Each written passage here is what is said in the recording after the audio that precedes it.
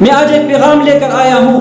ابو بکر علی میں کوئی اختلاف نہیں تھا، محبت تھی. عمر علی میں کوئی اختلاف نہیں تھا، محبت تھی. عثمان علی میں کوئی اختلاف نہیں تھا، محبت تھی. اہل بیت صحابہ کے راستے میں اپنی آنکھیں بچھاتے تھے، صحابہ اہل بیت کے راستے میں اپنی آنکھیں بچھاتے تھے.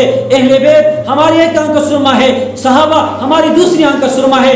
اس میں کوئی اختلاف نہیں ہے. اہل بیت بھی ہمارے ہیں، صحابہ بھی ہمارے ہیں. اس میں ہم نہ کوئی اختلاف کرتے ہیں اور نہ کریں گے، اور نہ کسی سازشی کو اس میں کامیاب ہونے دیں گے. اگر میں یہ بتاتا چلوں، اہل بیت کے پاؤں کے مٹی کو ہم سرما بنانا سعادت سمجھتے ہیں، صحابہ کی پاؤں کی مٹی کو ہم اپنے لیے سرما بنانا سعادت سمجھتے ہیں.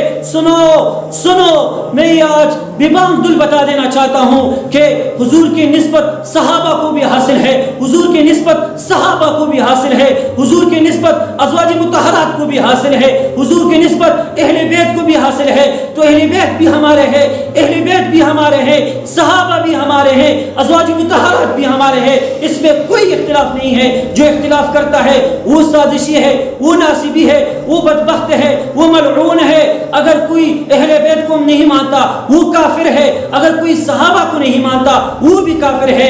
صحابہ کو بھی ہم مانتے ہیں، اہل بیت کو بھی ہم مانتے ہیں. اور یہ بھی میں کہوں، اگر کوئی صحابہ سے بغض رکھتا ہے تو وہ کافر ہے، اگر کوئی اہل بیت سے بغض رکھتا ہے وہ بھی کافر ہے. مسلمان وہ ہے جو صحابہ سے بھی محبت کرے، جو ازواج مطہرات سے بھی محبت کرے، جو اہل بیت سے بھی محبت کرے، یہ مسلمان ہے. اگر ان دونوں میں کوئی اوپر نیچے کرتا ہے تو وہ مسلمان نہیں ہو سکتا ہے.